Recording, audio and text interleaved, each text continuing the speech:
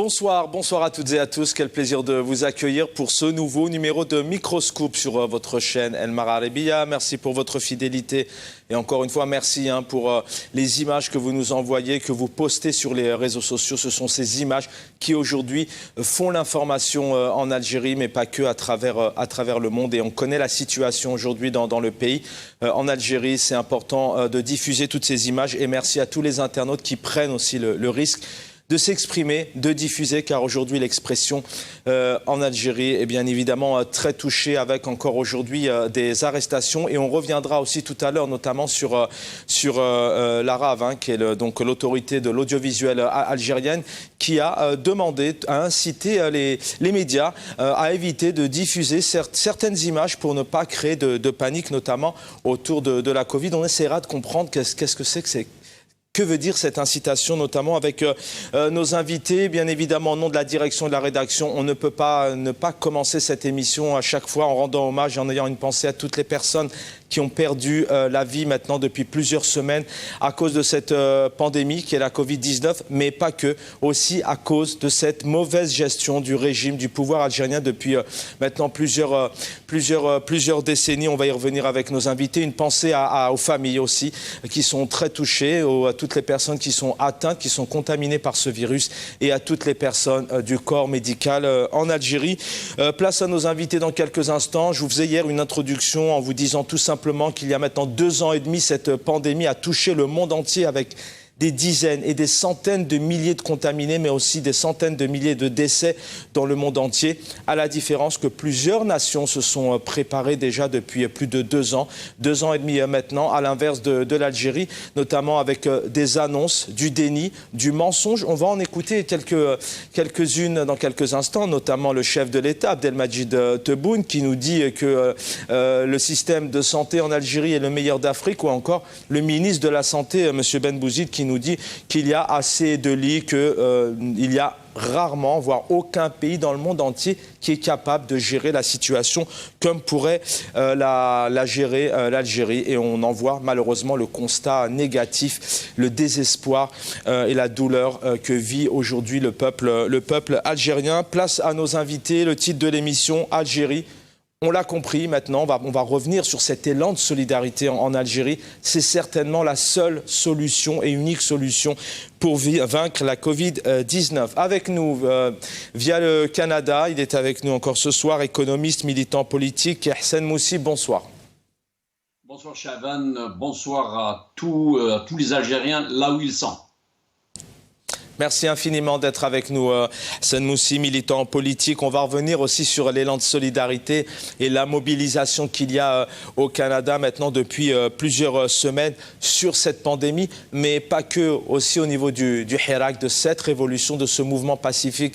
Et certainement, on le disait hier, que s'il y a autant de générosité aujourd'hui, cela est dû, c'est la résultante de ce Hirak qui est là maintenant depuis plusieurs années. Alors on devrait avoir Azdin Toumi. Est-ce qu'Azdin Toumi est avec nous ? Azdin Toumi, vous m'entendez? Oui, Azdin Toumi, bonsoir. Alors, on doit peut-être avoir un problème de liaison avec Azdin Toumi. Est-ce que Maître Nabil Asmaïl est là? Maître Nabil Asmaïl, vous m'entendez? Oui, je vous entends parfaitement. Très bien, merci Maître Nabil Asmaïl, avocate, militante du FFS. Alors je vais retenter, est-ce que Azdin Toumi est avec nous? Apparemment pas encore. Donc, dans quelques instants, nous recevrons aussi le professeur Hicham Nessigaoui, qui bosse en réanimation ici en France, à Limoges, et qui est aussi gériatre. On va revenir sur la situation, sur sa vision de la situation en Algérie, aussi les retours qu'il a de ses confrères et consoeurs algériens et algériennes, et puis aussi sur cette mobilisation, car ils sont en train de mettre un collectif tout simplement, composé de professionnels de la santé, de médecins, qui pourraient se rendre en Algérie très prochainement pour donner soutien, espoir et coup de pouce à nos médecins en Algérie. Et puis on aura Khaled Drareni, journaliste militant pour la liberté liberté de la presse. Hassan Moussi, je vais commencer par vous. Bonsoir une nouvelle fois. D'abord, peut-être une réaction aussi. Vous êtes très solidaire, vous compatissez énormément, vous êtes aussi très touché sur ce qui se passe en Algérie. Malheureusement, avec toutes ces disparitions, ces décès, ces Algériens et ces Algériennes contaminés, vous êtes aussi très solidaire, d'abord vous personnellement, et puis aussi au Canada. Bonjour encore une fois mon ami Chaban, bonjour à tous tes invités, à tous les Algériens là où ils sont. Et comment mon ami Chaban, et comment je ne serais pas triste, comment je ne suis pas triste, comment je ne suis pas désolé par rapport à tout ce qui se passe de malheureux, de triste et de volontaire, je dirais, en Algérie, par volontaire de la part de ce pouvoir, de ce maudit pouvoir.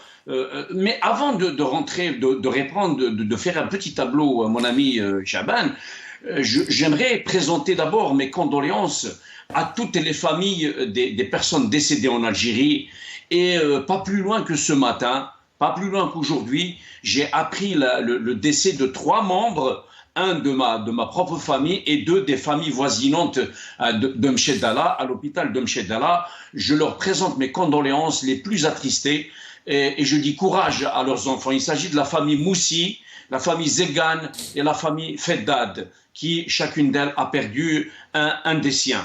Désolé de le dire, mon ami Chaban, désolé de le dire comme ça, mais le divorce est maintenant confirmé entre gouvernants et gouvernés. Avec ces centaines de décès, je ne dirais pas par la faute du Covid, je dirais par manque d'oxygène, je dirais par abondant par le pouvoir de son peuple, je dirais par manque de soins. Quand on vous coupe l'eau, mon ami Chaban, quand on vous coupe l'électricité, quand on s'attaque à vos barrages, quand on vous coupe Internet et l'oxygène, cela veut dire quoi? Cela veut dire qu'on ne veut pas de vous. Cela veut dire qu'on veut vous déclarer la guerre.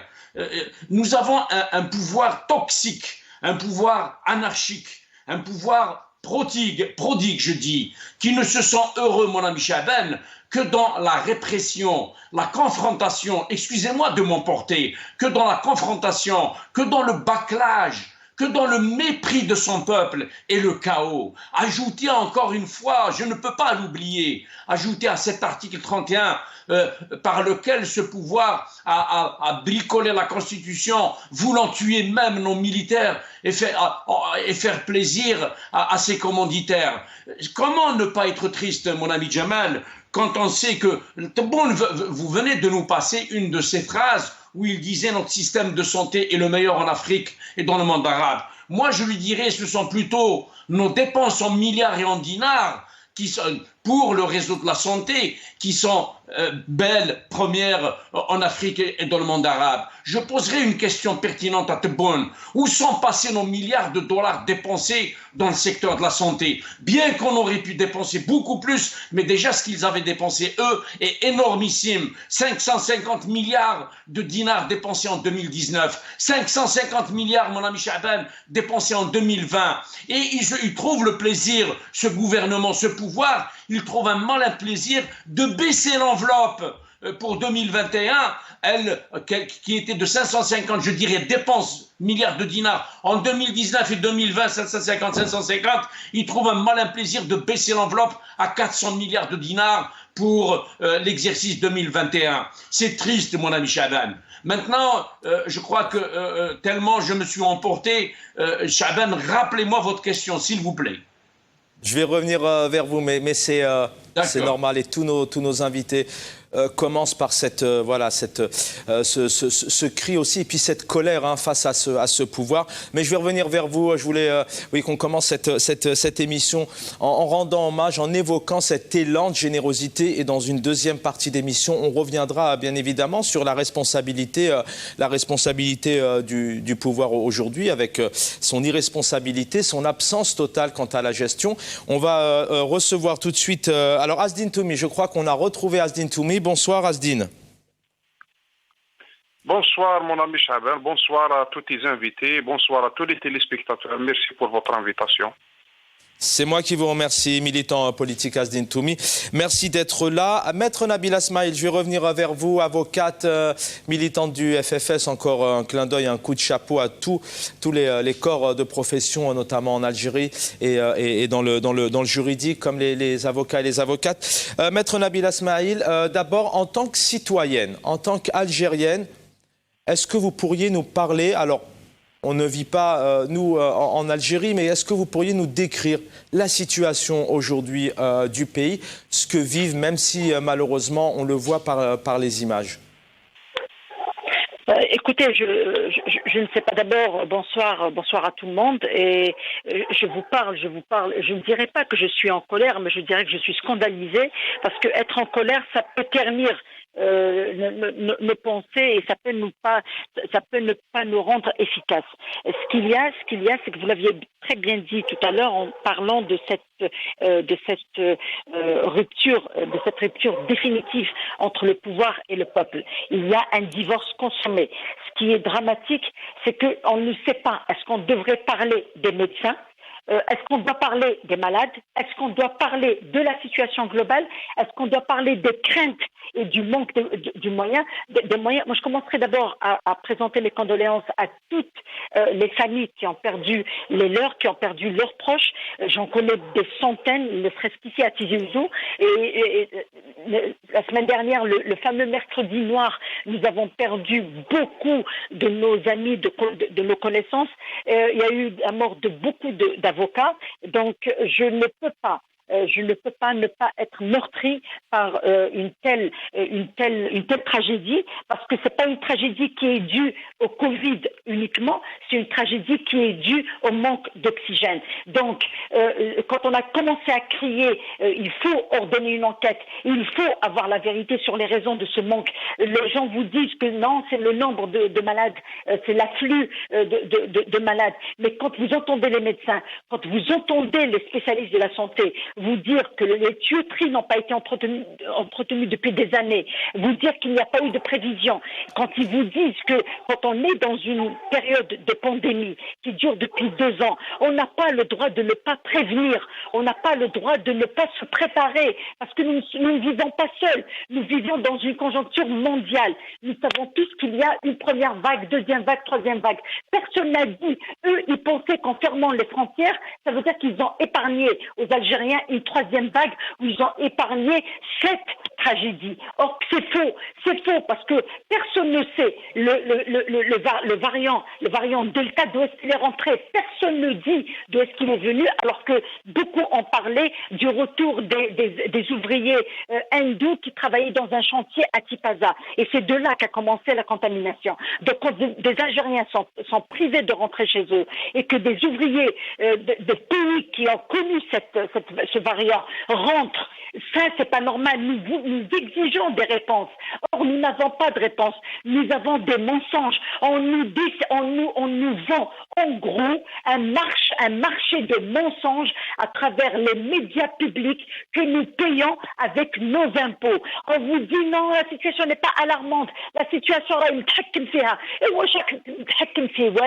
je vous jure que si un jour les médecins devaient prendre la parole pour témoigner de la façon avec laquelle ils se débrouillent, comment ils se battent. Est-ce que vous savez qu'ils sont en train de sélectionner à qui donner l'oxygène parce qu'ils ne savent plus qui doivent sauver? On leur donne.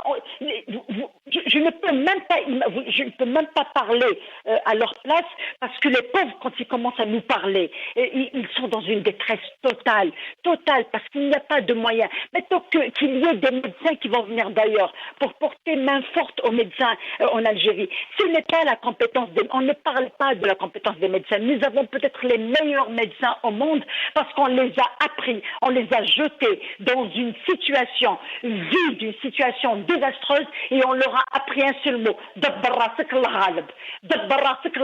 c'est tout ce qu'on leur a appris. Des moyens dérisoires. Personne ne les écoute. Ils ne sont pas associés aux décisions politiques. Il n'y a pas de réunion avec les walis. personne ne les associe au mode d'emploi et au système D qu'il faut adopter pour essayer de parer, essayer d'encadrer et d'arrêter cette hécatombe. Quand des médecins vous disent on nous envoie des notes, on nous demande de faire ça, de confiner comme ça et de faire ça et de faire ça. Ils nous disent pourquoi ils ne nous associent pas.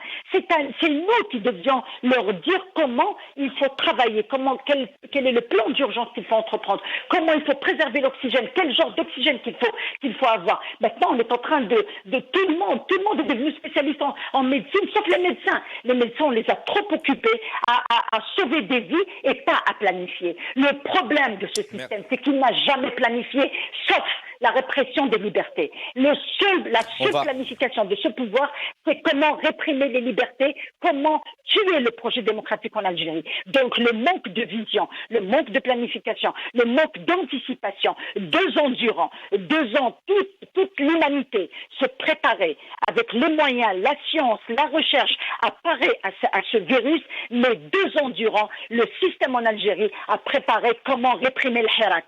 Tout l'argent qui devait aller vers la recherche scientifique, vers tout cet argent-là est parti vers acheter des camions de police, vers recruter le maximum de policiers, vers acheter des tasers, acheter des armes pour acheter la gaz lacrymogène au lieu d'acheter de l'oxygène. On va y revenir sur ce volet car il est vraiment important. On essaie vraiment sur chaque émission de mettre en parallèle les 2 volets. Il y a d'abord cet élan de générosité qui est vraiment, encore une fois, c'est du jamais vu puisque le pays entier se mobilise actuellement, notamment à l'intérieur du pays, mais aussi au niveau de la diaspora, et on en parlera tout à l'heure, mais on consacrera aussi quelques minutes sur ce que vous disiez, Maître Nabil Asmaïl, et aussi Hassan Moussi il y a quelques instants, sur cette irresponsabilité, ce qu'a fait aussi le pouvoir, ce qu'a fait Abdelmadjid Tebboune maintenant depuis plus de 2 ans.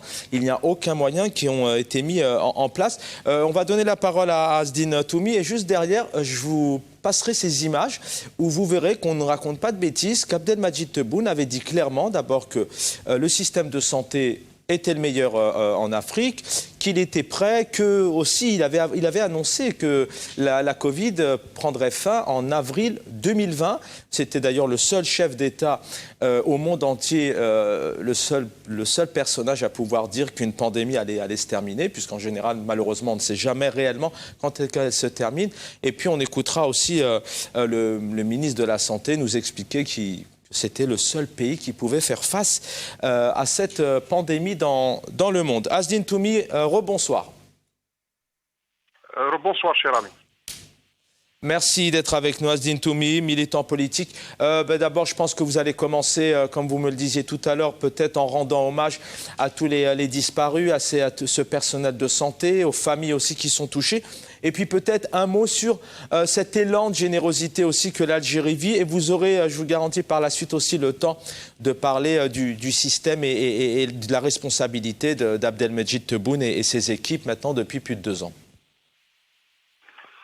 Tout d'abord, Allah yarham toutes les victimes qui ont été emportées par ce maudit virus, par cette pandémie. Et puis nous présentons nos condoléances à leurs familles. Et puis on demande un prompt rétablissement pour tous les malades qui sont encore dans les hôpitaux et qui se soignent chez eux. Et puis cette crise, mon ami Chaban, elle met dans des images. Moi, les images que je vois, c'est d'abord l'image d'un pouvoir qui est en échec, un échec cuisant sur la gestion de cette depuis le début, parce que la preuve aujourd'hui est là que toutes les mesures qui ont été prises par le pouvoir depuis le début de la pandémie étaient des mesures obsolètes, étaient des mesures politiques, beaucoup plus que sanitaires ou sécuritaires.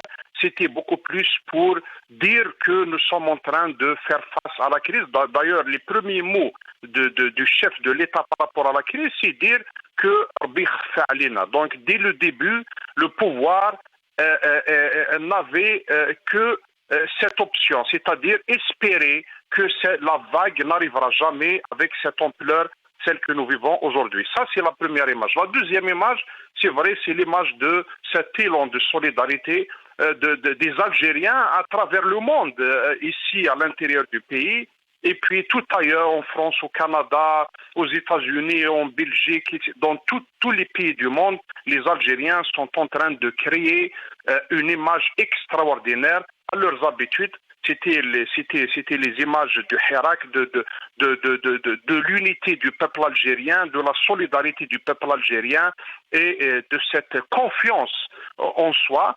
Mais est-ce que ça, c'est vrai que ça nous rend heureux de voir ça, mais en même temps, ça nous inquiète. Ça nous inquiète parce que un peuple livré à lui-même, un peuple, quand il tombe malade, il est appelé à se prendre en charge lui-même. Quand les hôpitaux sont surchargés, c'est aux médecins, c'est aux responsables de prendre leur responsabilité de trouver les solutions qu'ils n'ont pas.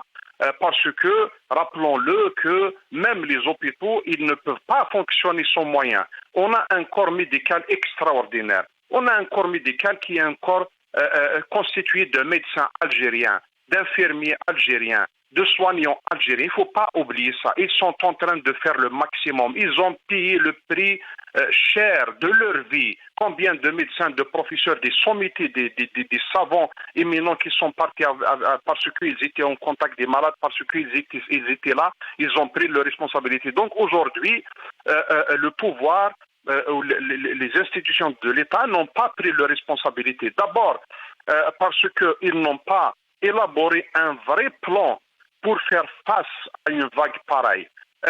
Il y avait beaucoup d'indices. Il y avait l'Europe, ce qu'a vécu l'Europe, ce qu'a vécu les États-Unis, ce qu'a vécu récemment la Tunisie, nos voisins. On a vu le variant Delta, comment il a foudroyé le système de santé tunisien, mais nous, on était là à prendre des mesures. Ils ont fermé les frontières, mais le virus Delta était là. Donc l'efficacité de ces mesures, il est à discuter aujourd'hui. Il faut aujourd'hui situer les responsabilités. Comment on est arrivé là? Comment des Algériens meurent du manque d'oxygène? Comment on en est arrivé là? C'est vrai que vous disiez que le monde entier s'est alerté. Il y avait des anticipations sur peut-être des périodes plus ou moins chaotiques qui allaient arriver, comme cette troisième, cette quatrième vague. Mais est-ce que ce pouvoir, il est dans le déni, dans l'incompétence, ou est-ce que tout simplement, comme peut-être l'évoquait Maître Nabil Asmaïl, que sa préoccupation première, c'était d'éradiquer le Hirak en mettant des moyens? Parce que pour ne pas anticiper les périodes dramatiques que pouvait engendrer cette Covid-19, il fallait être totalement ignorant et vivre sur une autre planète. Donc est-ce que ce n'était pas volontaire par ce pouvoir de se préoccuper plus de cette révolution algérienne depuis maintenant plus de 2 ans, puisque le peuple en a subi les conséquences par des condamnations, des arrestations? La question que je me pose, moi, est-ce que l'Algérie a les moyens de faire face à une vague importante de cette pandémie? D'abord, c'est ça la question qu'il faut se poser. Le pouvoir, je l'avais dit tout à l'heure, avait espéré dès le début qu'il ne subirait pas une vague importante. Et il était toujours dans cet espoir-là.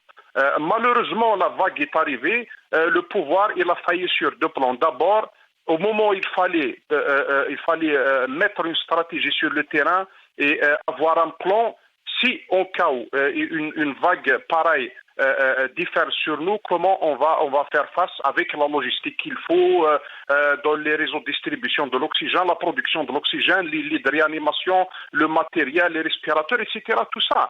Pourquoi on est resté jusqu'au sommet de la vague, qu'on soit dans le milieu de la vague pour libérer l'importation des respirateurs, aller importer les respirateurs? Combien de personnes sont déjà décédées? Est-ce qu'on prend à la légère des vies humaines, des familles endeuillées aujourd'hui, des personnes jeunes à la fleur de l'âge qui sont parties parce qu'il y a un manque d'oxygène, ou des médecins qui ont un savoir important à donner encore, qui sont emportés comme ça? Est-ce qu'on va aujourd'hui fermer les yeux et se dire voilà, c'est notre destin parce que la vague elle est importante? Oui, d'accord, la vague elle est importante, mais il faut situer les responsabilités et le pouvoir.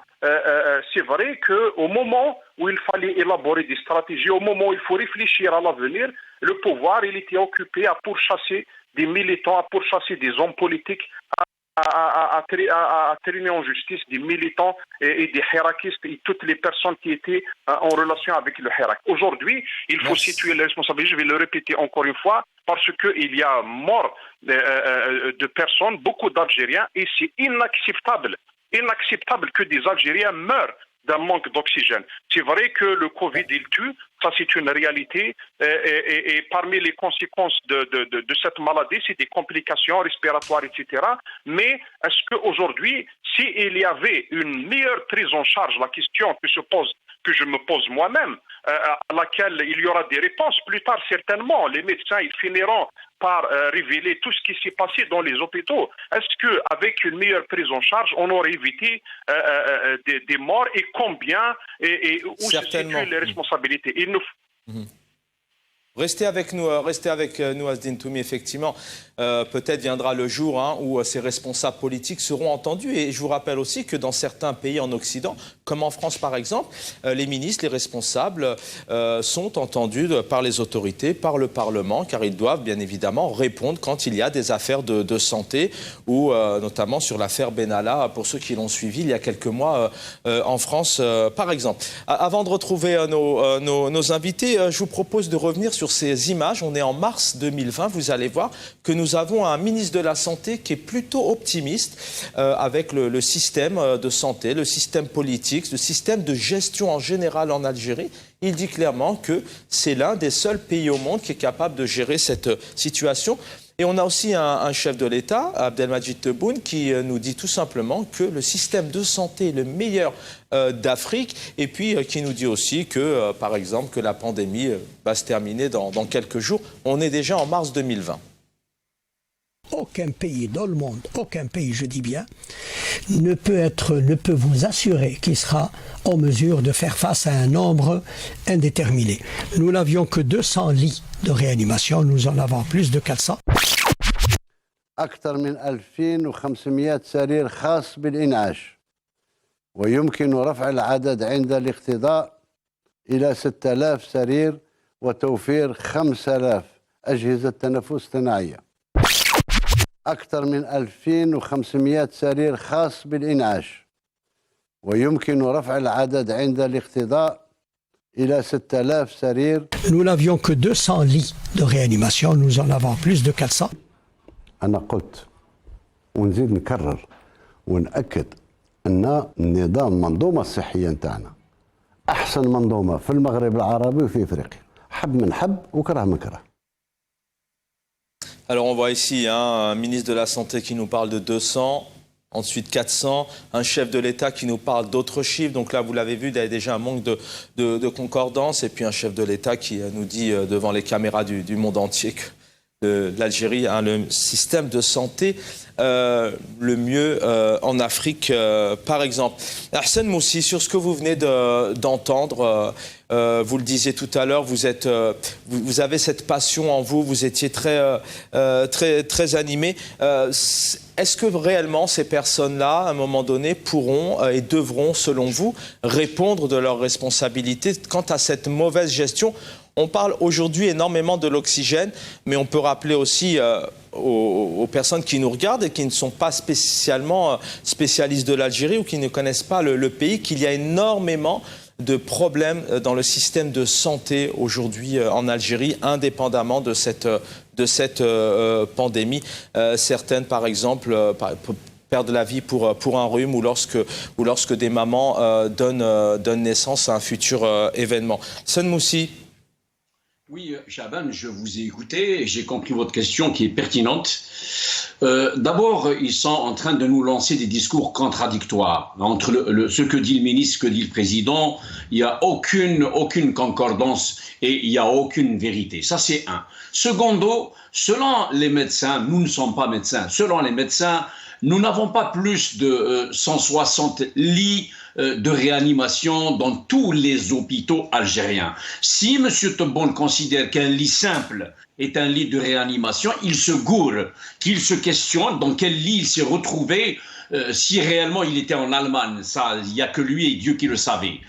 Maintenant, Chaban, bien sûr que nous sommes tous responsables et comptables de ce qui se passe aujourd'hui, de cette pandémie, de ce que nous avons fait, ce que nous ferons, de ce que nous n'avons pas fait, y compris nous. Bien sûr que le pouvoir se devait d'être jugé, se devait de passer en cours et de rendre compte. C'est tout à fait normal et c'est légitime. Démocratie oblige. Nous parlons de démocratie. Eux, s'ils s'en fichent, nous allons les appeler à la barre. Ils vont nous donner des explications. Nous avons tout simplement dépensé des milliards et des milliards, mon ami Chaban, pour n'avoir que 300 hôpitaux, je dis bien 300, que les médecins me confirment, 300 hôpitaux sur le territoire national et juste 14 centres hospitalo-universitaires en Algérie. Et je dirais ceci quand m'emmène en prison aussi. Je rappelle ce qu'avait dit notre sympathique dame enseignante de Blabès qui parlait de table coloniale. Moi, je dirais 300 hôpitaux coloniaux qui remontent à l'époque du colonialisme français. On a peut-être réalisé 4, 5, 6 supplémentaires depuis 62. C'est tout ce qu'on avait fait. C'est mesquin par rapport au niveau des dépenses. Je vais vous annoncer un chiffre, mon ami Chaban. Au Canada, nous avons 1240 hôpitaux. 1240 hôpitaux totalement équipés, plus de 19 000 lits de réanimation. Un lit de réanimation, c'est un lit doté de tout, avec oxygène et toutes sortes d'appareils au mur fixés, un lit mobile qui bouge. En France, il y a plus de 20 000 lits de réanimation, un lit au sens propre du mot de réanimation. En Algérie, nous avions écouté des interventions de docteurs. Ils nous ont dit qu'on ne dépasse pas 160 lits de réanimation. Où sont passés alors? Aujourd'hui, eux qui se croient avoir fait de bonnes choses par rapport au secteur de santé, ils n'ont absolument rien fait, sauf qu'ils ont dépensé de l'argent fou. Nous sommes aujourd'hui... Hassan Moussi, est-ce que réellement oui, ça vous surprend ceci? On sait que le régime, le pouvoir, les politiques en Algérie, les généraux, depuis des décennies, ne se sont pas spécialement préoccupés du peuple. D'ailleurs, on l'a bien vu sur des élections qui passent à tout va. Les législatives, on a tout de même le chef de l'État qui, le 12 juin dernier, dit clairement que peu importe l'abstention, ce qui compte, c'est que ça passe. Donc, est-ce que ça vous surprend, ça, réellement, qu'au Canada, il y ait 1200, 1500 et qu'en Algérie, aujourd'hui, l'état du pays est d'une telle ampleur, avec ce pouvoir, hein, je dis bien, avec ce système en place depuis plusieurs années? Ça ne me surprend pas. Ils sont dans leur logique. Encore une fois, c'est un pouvoir qui nous a déclaré la guerre depuis 63. C'est une vérité. Eux et ceux-là, ils sont passés à un cran supérieur. Ils sont en train de nous couper de l'oxygène, Chaban. L'oxygène. Je vais revenir. Donnez-moi encore 2 minutes, s'il vous plaît, Chaban. Au moment où le Maroc, le pays voisin, a vacciné 10 millions de personnes, au moment où l'Europe tout entière a vacciné, que mes amis algériens m'entendent, en Europe, on a vacciné 200 millions de personnes. En Turquie, 37 millions de personnes. La province de Québec, là où je suis en ce moment, nous sommes 8 millions 300 millions d'habitants. Je ne parle pas du Canada. La province du Québec a vacciné 70% des personnes qui ont plus de 12 ans d'âge et 2 doses. Excusez-moi, 2 doses en fait. Le peuple, l'Algérie, elle est à peine à 3 millions de vaccinés. Encore, certains gens me disent c'est faux, on n'a pas atteint ce chiffre-là. Mais bien sûr qu'ils sont dans leur logique. Bien sûr qu'ils ont déclaré la guerre au peuple algérien. Couper l'oxygène aux Algériens, c'est gravissime. Je continue avec un petit élan de solidarité en disant merci au peuple algérien chaque Algérien a su oublier ses préoccupations personnelles pour s'occuper de la chose nationale, la contribution de tous les Algériens qui sont en train de donner le maximum entre eux. Bravo le peuple algérien, bravo la diaspora de France, d'Angleterre, du Royaume-Uni, d'Italie, d'Espagne, de Suisse, de Belgique et du Canada, qui sont en train de ramasser des sommes colossales. Le problème, c'est que nous n'avons pas de couloir pour envoyer nos produits. Ici au Canada, nous avons 2 cagnottes aujourd'hui qui sont suspendus. Nous avons trouvé même des fournisseurs de respirateurs d'oxygène, de ceci, de cela, de seringues, de masques. et même de vitamine C et de, comment on appelle ça, pour calmer la douleur. Mais nous n'avons pas les moyens de les envoyer parce qu'on n'a pas de couloir. Nous n'avons pas enregistré un seul avion d'Air Algérie depuis les 3 dernières années sur le ciel nord-américain et peut-être européen en totalité. Si nous sommes exclus, je termine avec ça, Chaban. Si nous, diaspora, sommes exclus, tant mieux, malèche, mais qu'ils nous laissent au moins nos médicaments, placer notre argent comme il se doit au profit de ces malades en Algérie. C'est ça qui nous inquiète. Et je termine avec ça, Chaban, pour cette question. Je dirais, peut-être, je ne sais pas comment me l'exprimer, je ne sais pas comment le dire. À l'époque de la Révolution, les femmes, les hommes, notamment les femmes, quand elles reçoivent un martyr décédé, tué par la France, elles faisaient le you-you. Elles disaient, elles you-youaient, les femmes, pour le martyr qui venait de mourir, que la France venait de le lui livrer à l'époque de la Révolution. Aujourd'hui, je dirais à mes familles algériennes, à mes frères et sœurs en Algérie, je leur dirais, courage, ne pleurez pas, faites des you-you. Pourquoi des you-you? Parce que votre fils, votre père, votre mère, votre frère n'est pas mort comme ça. On lui a coupé l'oxygène. C'est non-assistance à personne en danger. On l'a tué. Pour ceci ou pour cela, je ne sais pas pour quelle raison, mais c'est un martyr de la Révolution, c'est un martyr pour l'Algérie. Des you-you, ne pleurez pas, prenez le courage. Je venais de perdre 3 membres, un de ma famille et 2 de mes voisins. Je suis désolé, mon ami Chaban. Paix à leur âme, bien évidemment, à vos proches et puis à tous ces disparus en Algérie. On devrait avoir dans quelques instants le professeur Hicham Nessi Gaoui qui va venir nous rejoindre et Khaled Draini, qui est connu, un confrère journaliste militant pour la liberté de la presse. Maître Nabila Smaïl, je fais appel à la juriste maintenant, à l'avocate aussi, et puis à la militante.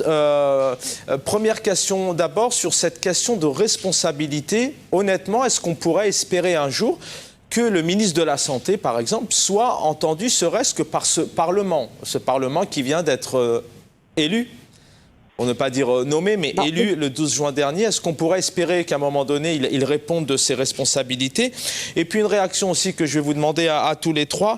On voit aussi maintenant un certain nombre d'institutions, les consulats par exemple, les ambassades qui lancent des appels notamment aux dons, comme le consulat général d'Algérie à Genève qui lui a lancé un appel à la générosité de ses ressortissants résidant en Suisse, désireux d'apporter leur contribution financière.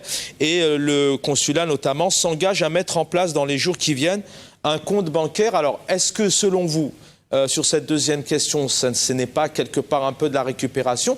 Et puis pourquoi maintenant? Pourquoi le faire maintenant? On pourrait peut-être respecter cette initiative, mais pourquoi avoir attendu plusieurs mois, voire plusieurs années pour en venir en aide au peuple algérien? D'abord, je commencerai par la première question. Maître Nabila Smaïl, est-ce que vous m'avez entendu? Oui, j'ai très bien entendu les deux questions. Je commencerai par la première qui concerne le Parlement. Est-ce qu'un jour, le Parlement pourrait entendre... Par exemple En théorie, c'est l'obligation faite au Parlement d'auditionner le ministre de la Santé ou le gouvernement en entier. Parce que là, il y a eu mort d'homme, il y a eu négligence, il y a eu mort d'homme et personne n'a expliqué cette pénurie d'oxygène.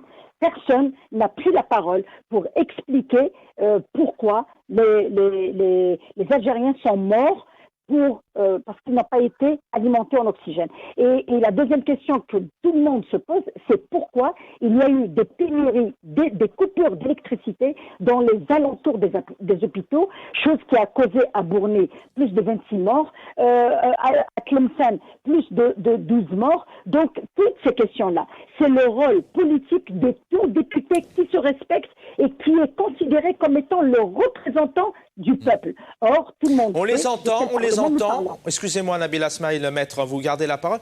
On les entend, ces députés qui sont maintenant en place depuis le 12 juin dernier.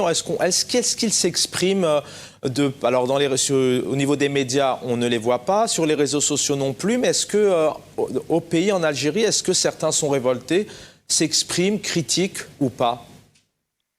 à la clôture de la session, de la dernière session, à la clôture qu'il y a eu il y a une semaine de ça, ils se sont amusés à répondre au Maroc et à répondre à ceux qui menacent l'Algérie. Et ils ont occulté la véritable menace contre l'Algérie, qui est ce pouvoir en place depuis 62. Donc moi, je ne parle pas de personnes, je parle d'un système. Et c'est ce système qui constitue un danger pour la survie des Algériens et pour l'existence même de l'Algérie. Bon, cela étant dit, le Parlement, c'est son rôle politique il ne doit même pas partir en vacances. On ne peut pas partir en vacances et en vacances pour se donner rendez-vous à la rentrée, à la session de septembre, alors que nous sommes en pleine crise sanitaire. Nous sommes en pleine crise, donc il devrait y avoir une cellule de crise.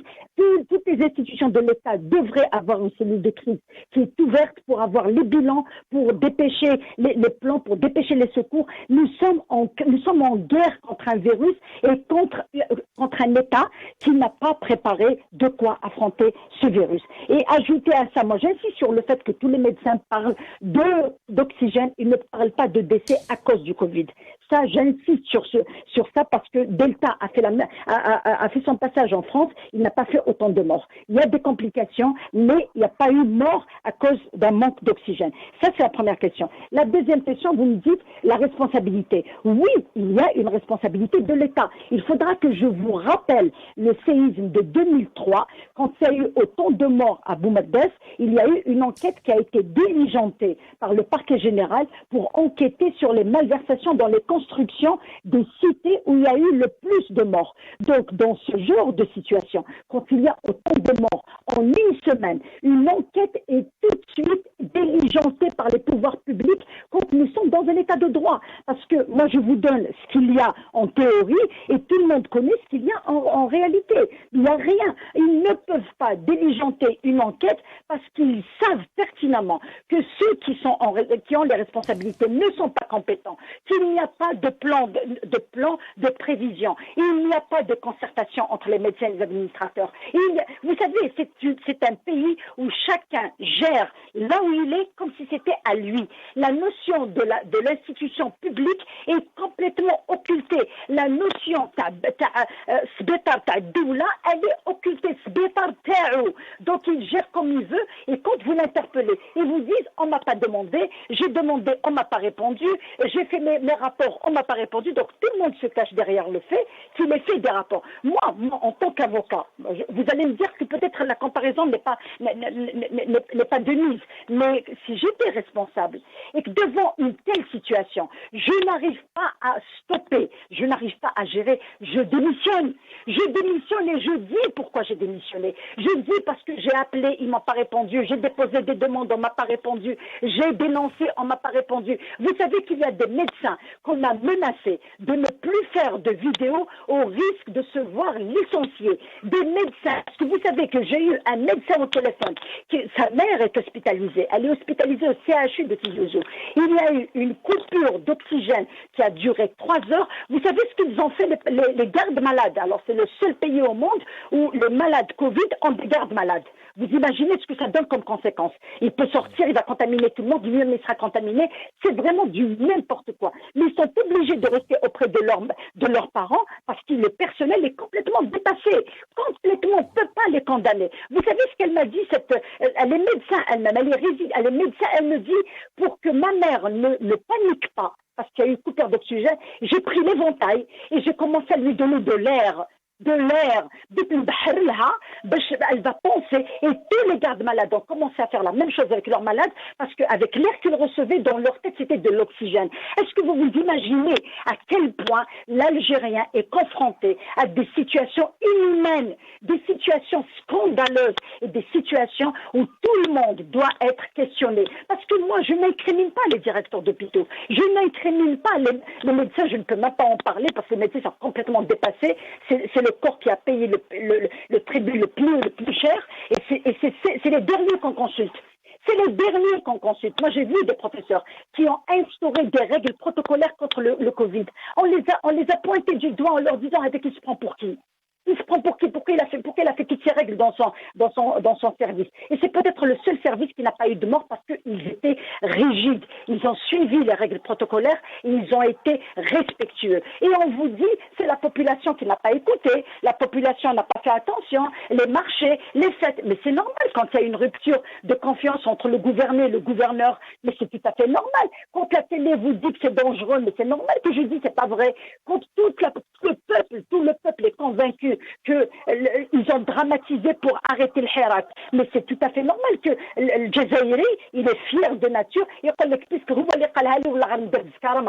un problème de confiance, problème de compétence, problème de justice.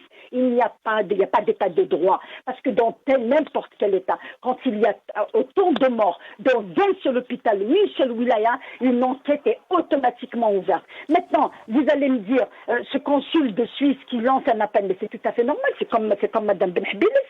Elle a attendu que la Kabylie se solidarise et se mobilise comme un seul homme et a commencé à lancer des quêtes, à ramasser des centaines de millions de dinars pour acheter des concentrateurs. Mme Benhbilis, elle se plaint, elle vous dit, c'est un complot contre moi, on veut récupérer le croissant rouge, mais c'est pas ta propriété. Je disais que chaque responsable agit comme si c'était à lui. Mais que je me sens à double terre, il est nommé donc terre, attends, mais tu es là pour servir, tu es là pour gérer, tu es là avec Hadek. Madame Benhbilis qui répond. Alors moi, ce consul qui lance un appel, qui va lui répondre? Les citoyens, nos concitoyens, la diaspora va répondre à l'appel des médecins, elle va répondre à l'appel des politiques, elle va répondre à l'appel des citoyens honnêtes qui ont servi leur pays, elle va pas répondre à l'appel de ceux-là. Où est l'État? Il n'a qu'à interpeller le pouvoir qu'il a nommé là-bas. Il ne va pas appeler les concitoyens ne vont jamais lui faire confiance. C'est ce qui se passe actuellement. Oui. Restez avec nous, Nabil Asmaïl. Il nous reste encore il nous reste du temps. Alors, on devrait avoir Khaled Rareni dans quelques instants qui va venir nous rejoindre. Je reviens à vous, Asdine Toumi. Avant de vous donner la parole sur ces deux questions qui se posent, d'abord, la récupération, c'est une question qui se pose énormément aujourd'hui en Algérie, mais aussi dans certains consulats, ambassades, notamment en France ou à Genève, entre autres. Mais je voudrais juste revenir sur jeudi soir, le Premier ministre Ben Abdelrahman qui a lancé un appel aux Algériens. Voilà ce qu'il dit: je demande à notre peuple d'éviter les cas de panique qui sont propagés sur les réseaux sociaux avec la publication de fausses informations et l'exploitation de la détresse des malades et de leurs proches. Le Premier ministre dénonce la publication par certains d'anciennes photos remontant au début de la pandémie de Covid-19 en avril et mai 2020. Il parle d'une exploitation de la détresse des citoyens, de leurs familles, alors qu'on sait qu'aujourd'hui, le quotidien des Algériens est clair en live sur les réseaux sociaux. Et puis, il a aussi promis que l'État allait déployer enfin tous les moyens disponibles pour combattre cette pandémie. Pourquoi, Monsieur le Président, vous ne l'avez pas fait depuis maintenant 2 ans?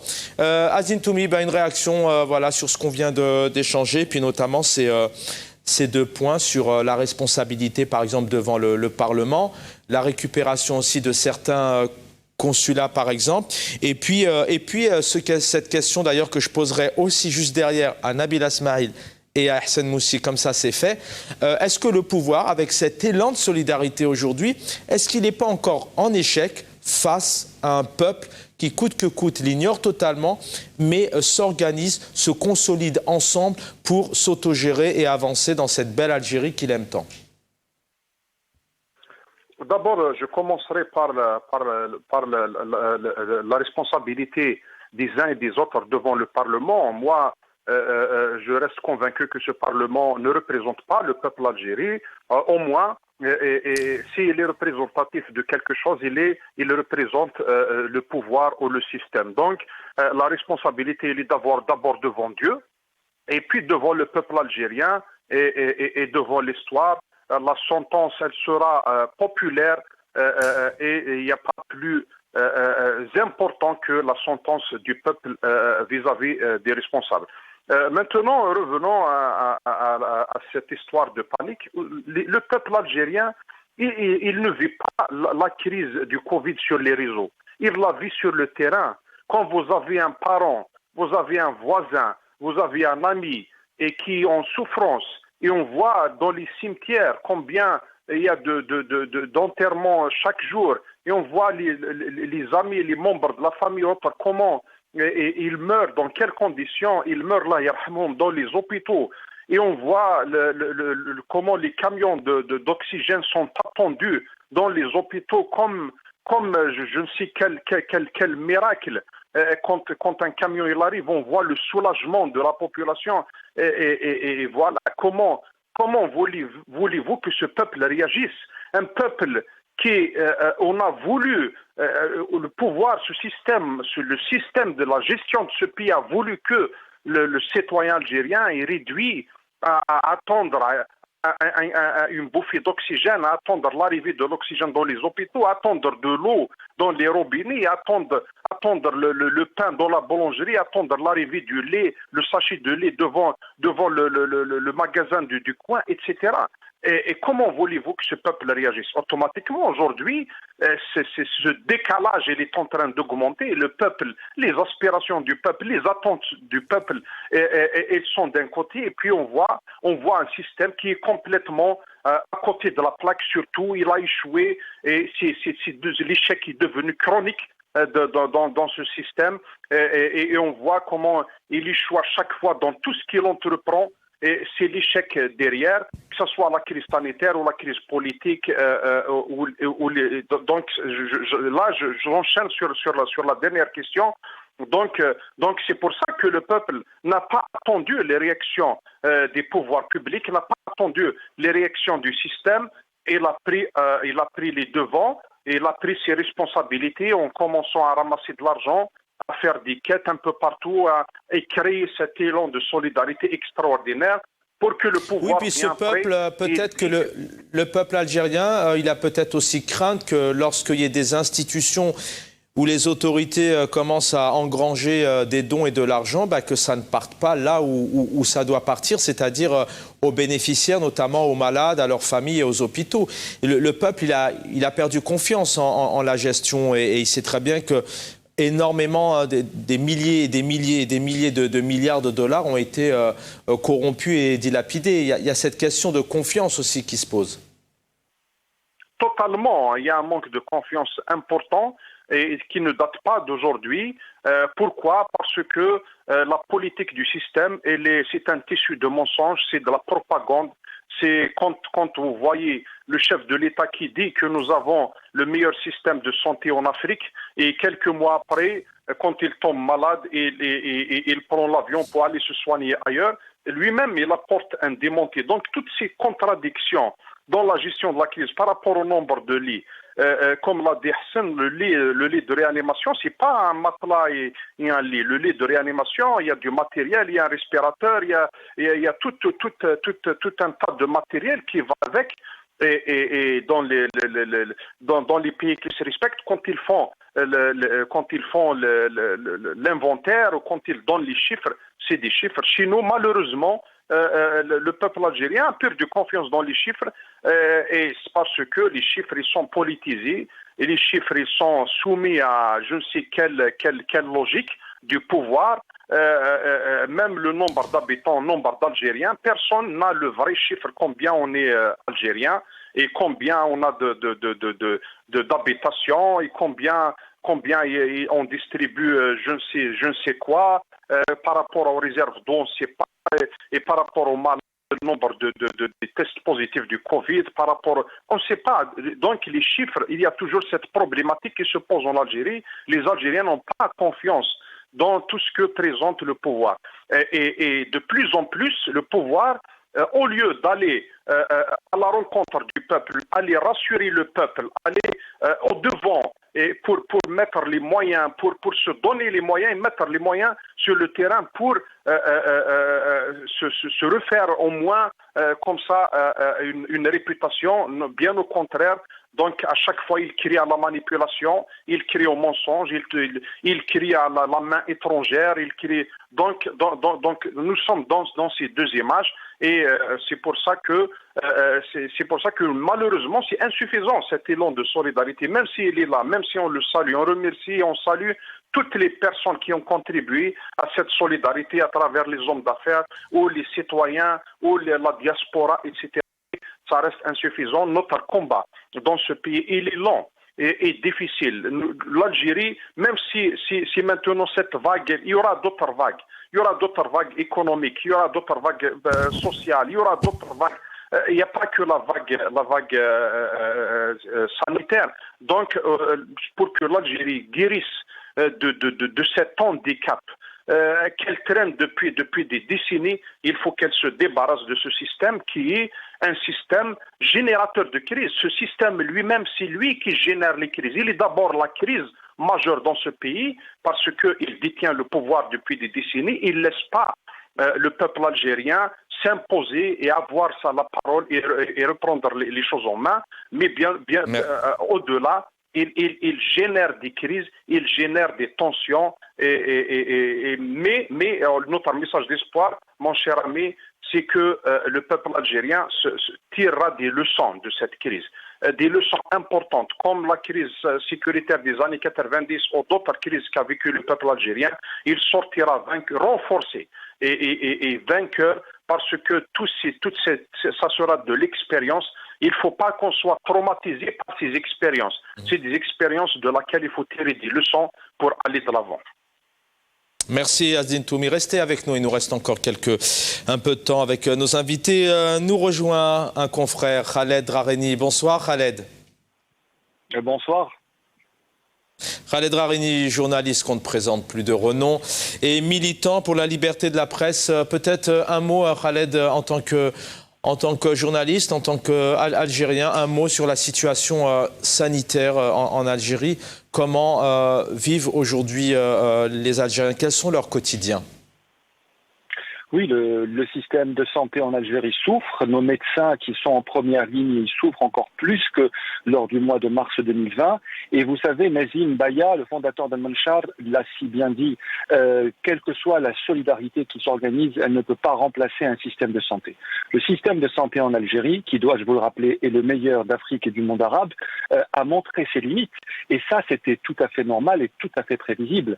Et les médecins ont fait un travail remarquable et la solidarité à l'intérieur et à l'extérieur du pays à remplacer et à ce système de santé qui n'a pas su et pu fonctionner comme il le fallait.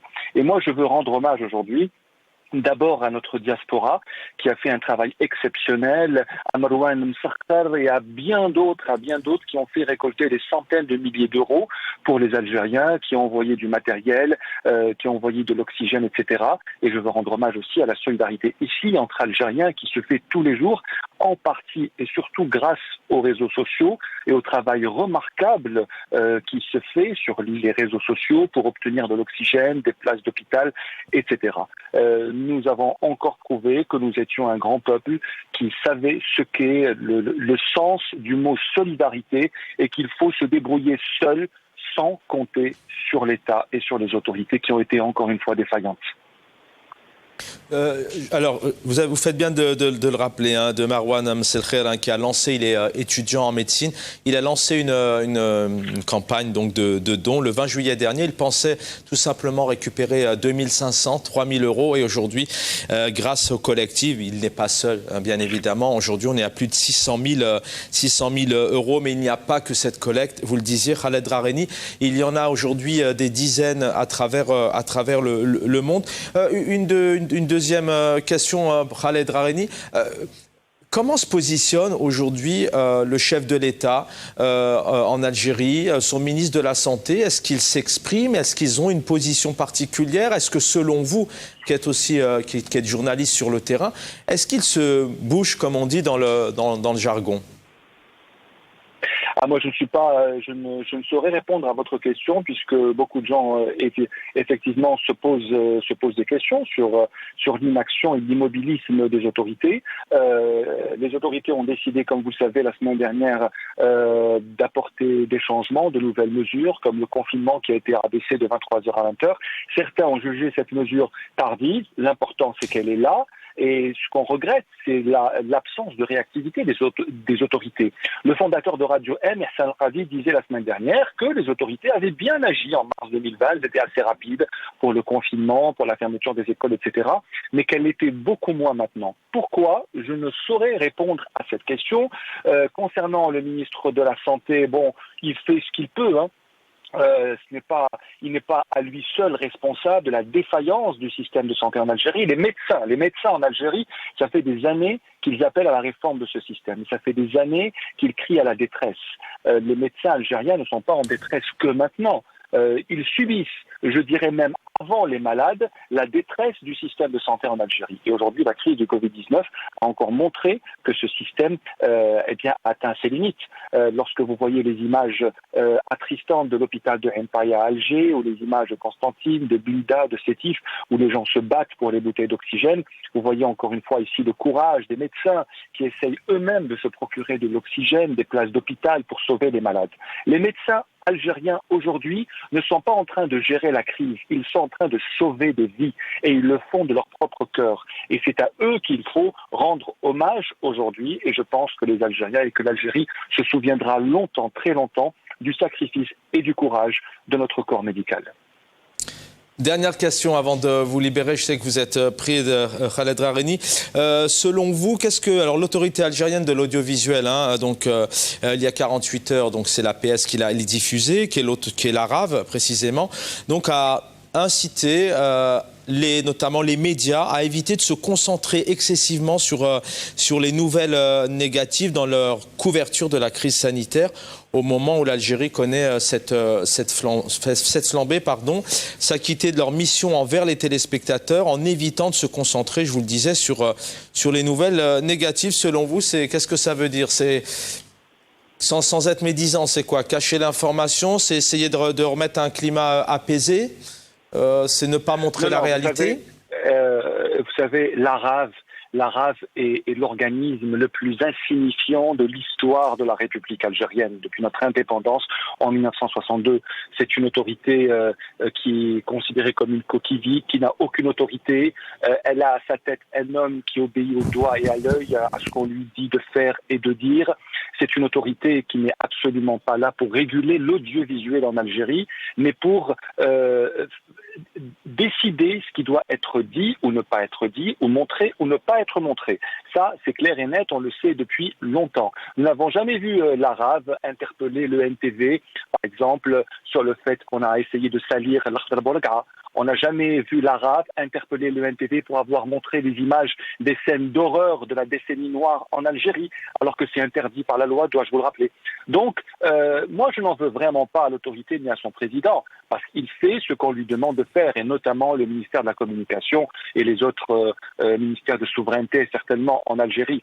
L'audiovisuel en Algérie n'a même pas besoin d'autorité, parce que, comme vous le savez, la majorité des chaînes de télévision aujourd'hui privées sont dans le sillage du pouvoir, et il reste une petite poignée de journaux indépendants et de journalistes indépendants qui font de la résistance, qui continuent à couvrir le Hirak et qui continuent aujourd'hui à couvrir la crise sanitaire en Algérie avec une certaine crédibilité. Donc moi, en tant que journaliste algérien, et je conseille à tous les journalistes de ne pas prêter attention à ce que fait et ce que dit l'ARAV, et je leur demande même d'oublier qu'il y a une autorité de régulation de l'audiovisuel en Algérie, comme c'est le cas par exemple en Tunisie ou en France, où c'est de véritables autorités qui contribuent à la démocratisation et à l'ouverture du champ médiatique audiovisuel en Algérie. Merci Khaled Rareni, au moins la réponse était très claire. Merci d'avoir été avec nous, militants pour la liberté de la presse, journalistes. Et encore, je salue tous nos confrères et nos consoeurs en Algérie qui font ce travail, qui essayent de faire et de proposer une presse libre en donnant les bonnes informations. Khaled Rareni, bonne soirée et prenez soin de vous. Merci infiniment. Je vais revenir à Hassan Moussi. Voilà, vous allez avoir quelques minutes chacun pour terminer cette émission. Hassan Moussi, je le disais tout à l'heure, et je poserai la même question à Nabila Smaïl, du côté de son militantisme politique, de la femme politique aussi, et de Asdin Toumi. Aujourd'hui, le pouvoir n'est-il pas encore plus fragile, puisqu'il a face à lui tout de même un peuple qui se consolidifie sur cette crise sanitaire pour faire face à cette pandémie, qui est très solidaire, qui arrive à gérer. Est-ce que ce n'est pas un élément qui permet de fragiliser encore plus le pouvoir? Oui, c'est très bien dit, Chaban, mon ami. Bien sûr que maintenant Nabil Ismail, que notre ami, comment il s'appelle, Azdine Toumi. Azdine Toumi et Nourdine et notre ami Rani sont de grands patriotes, des enfants du peuple qui aiment l'Algérie, qui l'ont dans le cœur, ils vont la défendre. Ils sont les enfants du peuple, comme nous le sommes aussi, nous aimons notre pays. Mais mon ami Chaban, moi je ne comprends pas ce ministre-là qui s'amuse à nous faire de la morale, qui nous parle de panique ou de ne pas paniquer. Le peuple a devancé le pouvoir, il a devancé ses gouvernants, le peuple algérien. Il sait ce qu'il fait, le peuple algérien, mon ami Chaban. Il n'a pas à nous donner, ce ministre de l'Intérieur, de leçons de morale. Ils ont été à côté de la plaque, ils ont échoué, ils doivent partir, démissionner tous comme ils sont depuis le dernier député jusqu'au président de la République. Désolé de le dire. Comment voulez-vous faire confiance à des gens pareils, à un pouvoir pareil, à un régime pareil, quand la cellule de crise n'a été mise sur pied qu'il y a 2 jours, quand on avait pensé à importer quand on avait commencé à penser à importer qu'il y a 2 jours, importer 100 000 litres d'oxygène, 15 000 extracteurs et 10 unités de production dont parlait le président il y a 2 jours. Pourquoi tout ce retard-là, alors qu'ils ont eu une expérience Covid pendant 2019, pendant 2020, pendant l'année début 2021 pourquoi Tebboune a eu une expérience extraordinaire, il était hospitalisé en Allemagne, il sait ce que c'est un hôpital, il sait ce que c'est que la Covid. Ils ont dépensé à tort et à travers notre argent, mon ami Chaban, pour ne rien faire en fin de compte. 200 milliards de dollars étaient des réserves de change en 2014. Ils nous les ont ramenés aujourd'hui à 40 milliards de dollars. Je vais vous prendre encore 1 minute, s'il vous plaît. On a dépensé les fonds de régulation des recettes, 5 000 milliards de dinars de fonds de régulation des recettes en 2014, 0 aujourd'hui. On a dépensé la cagnotte planche à billets Made in Ouihia de 6 500 milliards de dinars. On ne la voit plus aujourd'hui. On a entamé la planche à billets number 2 de Mr. Tebboune, Madine Tebboune, de 2100 milliards de dinars. Planche à billets, ça veut dire quoi tout cela pour boucher des déficits? Planche à billets, ça veut dire quoi? C'est de l'informel tout ça pour moi, c'est de l'argent qui n'a pas une contrepartie physique. Arrêtez, ils sont en train de souiller l'Algérie. Ils nous ont ramené à un déficit de 4 000, aujourd'hui on est suspendu, l'Algérie est suspendue à un déficit de 4 000 milliards de dinars. Les scientifiques, les économistes, les mathématiciens, le peuple algérien sait ce que c'est 4 000 milliards de dinars de déficit. Et ce n'est pas un baril à 70 $ le baril, ce n'est pas un pétrole à 70 $ le baril, mon ami Chaban, ou à 150 $ le baril qui va me faire changer d'avis ou qui va faire changer la donne avec ces gens-là. Encore une fois, je dirais bravo encore une fois au peuple algérien. Bravo au peuple algérien qui sait dépasser tout cela, qui s'est pris totalement en charge, qui a tourné le doigt à son pouvoir parce qu'il n'a plus confiance en lui. Il sait de quoi ça retourne la chose.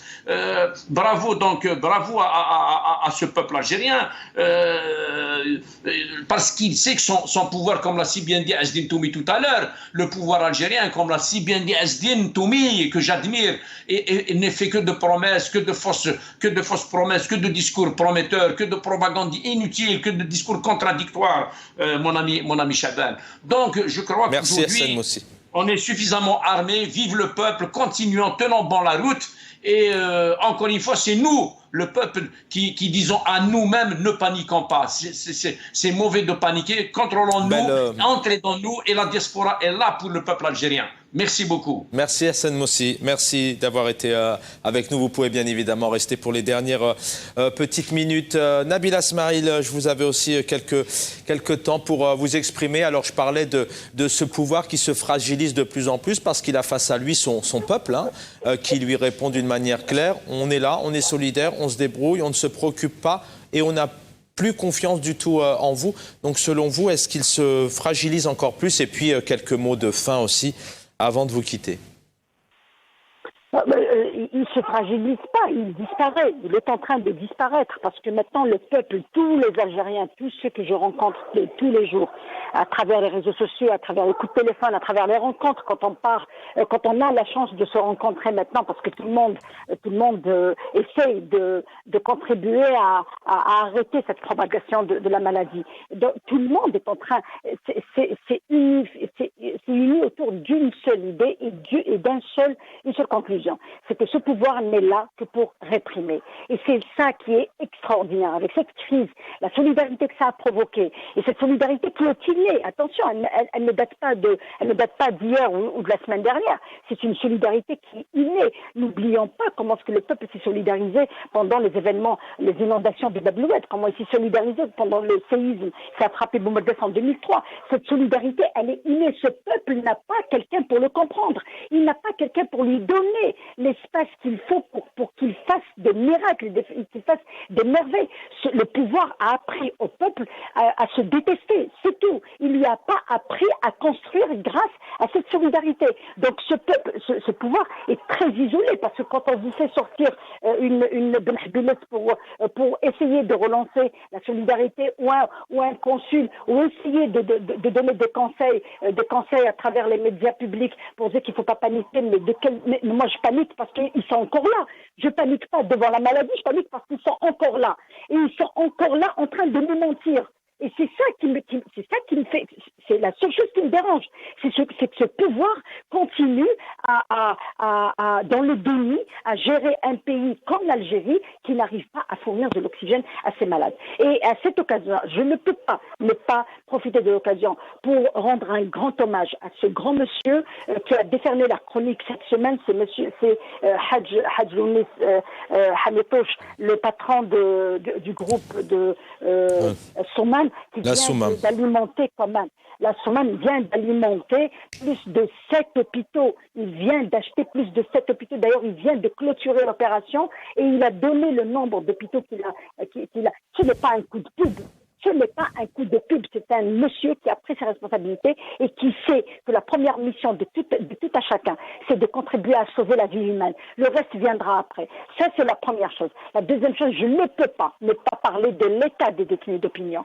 Je ne peux pas ne pas parler d'une autre déchéance qui est en train de nous déchirer en tant qu'avocats. Parce que vous savez qu'avec la crise, même les visites à la maison d'arrêt, on ne les fait plus comme avant, c'est-à-dire des visites fréquentes. On se contacte entre nous pour savoir qui va partir aujourd'hui, qui va partir l'autre jour, parce que les malades, les détenus sont en pleine détresse à l'intérieur des maisons d'arrêt. La semaine dernière, 2 consoeurs ont été voir les détenus de l'Harrach. Ils leur ont fait part de l'apparition de quelques cas de Covid à l'Harrach. Ce matin, c'est le fils d'Hamid Mjahed qui a été hospitalisé parce qu'il est à son 57e jour de grève de la faim avec sa maladie chronique qui risque de l'emporter si jamais il attrape une autre maladie conséquente de la grève de la faim. Donc tout ça, quand vous avez en face de vous un pouvoir qui ne fait que vous emprisonner, vous réprimer et ne pas assister une population en danger. Vous avez devant vous quoi ? Vous avez devant vous un système avec lequel il faut couper les ponts, il faut rompre, il faut apprendre à se remobiliser, à croire que c'est possible de reconstruire ce pays et qu'il y a des compétences. Cet élan de solidarité est une preuve que l'Algérie renaîtra. Elle renaîtra. Merci pour ce beau message d'espoir. Merci, maître Nabila Smail, avocate et donc militante au FFS. Le mot de la fin, Asdine Toumi, mon message d'espoir, bien sûr, un mot peut-être sur ce régime qui s'efface, qui se fragilise. Voilà, vous avez le mot de la fin. Tout d'abord, je tiens à remercier toutes les personnes qui ont contribué à cet élan de solidarité, notamment la diaspora, et tout le peuple algérien qui s'est solidarisé face à cette maladie. Et puis, je dis bravo à notre corps médical, médecins, soignants, infirmiers, etc., et même les administrateurs des hôpitaux, parce que ils font des efforts extraordinaires pour faire face et pour répondre à cette demande de soigner ce nombre de malades. Et puis je dis au peuple algérien bravo encore une fois.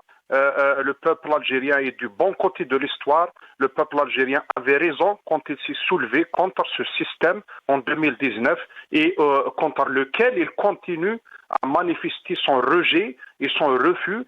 Et je dis à ce pouvoir qu'il est définitivement du mauvais côté de l'histoire et qu'il a raté beaucoup d'occasions pour donner de l'espoir à ce peuple. Finalement, c'est un pouvoir qui a l'échec chronique et qui est face à son échec aujourd'hui. Il doit prendre ses responsabilités et je dirais que, comme je l'avais dit tout à l'heure, que le peuple algérien, il sortira renforcé, il sortira fort de cette crise. Il continuera son combat contre ce régime qui a mené l'Algérie et qui a fragilisé tellement notre pays que on est incapable de résister à une crise, à une vague de Covid, à une autre vague sur le plan économique, à une crise économique, à une crise financière, à une crise sociale, etc. Donc, comme je l'avais dit tout à l'heure, il n'y a que le combat qui pourra libérer ce pays de ce régime qui est en train d'enfoncer l'Algérie et de créer le désespoir partout, alors que nous voulons que l'espoir renaît, que l'espoir revient, et c'est parmi les images de solidarité, parmi les conséquences de cet élan de solidarité, de belles images. Le retour de l'espoir. Merci infiniment Hazine Toumi d'avoir été avec nous. Algérie, donc seule la solidarité du peuple pour vaincre la Covid-19. Sanoussi, économiste, militant politique, était avec nous aussi. Hazine Toumi, qu'on vient d'entendre, militant politique. Nous avons eu donc Maître Nabila Smaïl, avocate et militante politique FFS. Le plaisir d'avoir aussi accueilli Khaled Rareni, journaliste et militant pour la presse libre. Un remerciement pour le professeur que j'aurai le plaisir certainement d'accueillir dans les jours qui arrive, le Hicham Nessigaoui, qui a été rappelé en urgence en réanimation puisqu'il travaille du côté de Limoges, qui n'a pas pu intervenir. Merci à l'équipe technique, bravo pour votre solidarité. Tenez bon, vous avez tout notre soutien, on a une pensée forte pour toutes les personnes qui sont mortes du Covid, mais pas que, surtout de cette mauvaise gestion maintenant depuis plusieurs décennies par le régime algérien. Une pensée à toute leur famille et au corps médical. Bonne soirée à tous et à très vite pour un nouveau numéro de Microscoop.